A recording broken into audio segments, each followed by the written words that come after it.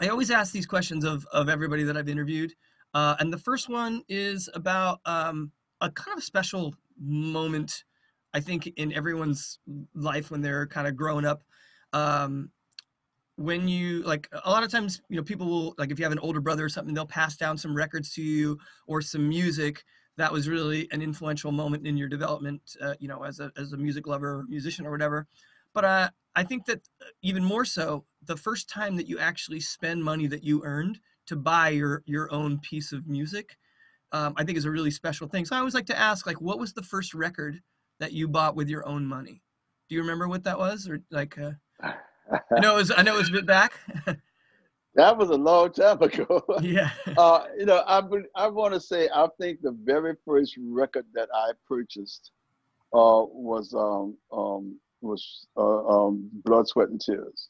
Oh, wow. That was the very first record I went out and purchased Yeah. uh, because they were playing some music that I thought the way they was using the elements of rock and roll and swinging Hmm. and the idea, the horn. I love the horn. I mean, my Yeah, it first was it was very band, cinematic in a lot of ways. yeah, my first band was my own.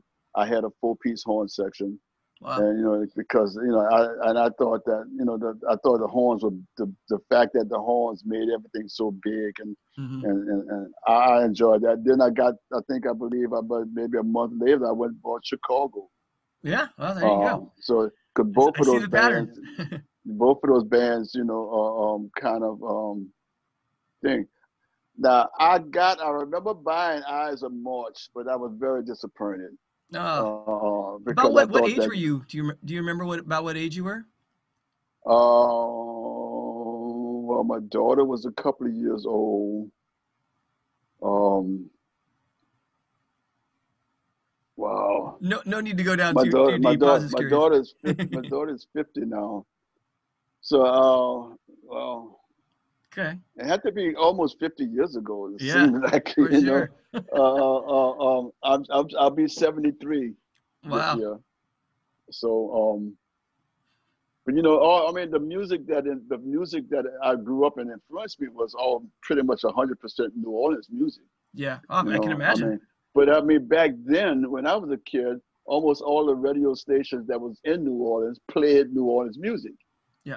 It wasn't until probably the 70s when record labels started coming in and putting money and stuff on the tables for Hmm. the disc jockeys to play our new records. Hmm. Somebody's so that all of that started happening. The local musicians started falling off the table.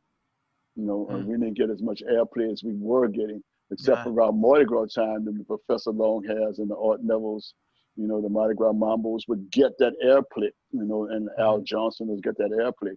But other than that, during the rest of the year, you hardly ever heard those guys. Yeah. Wow. Um,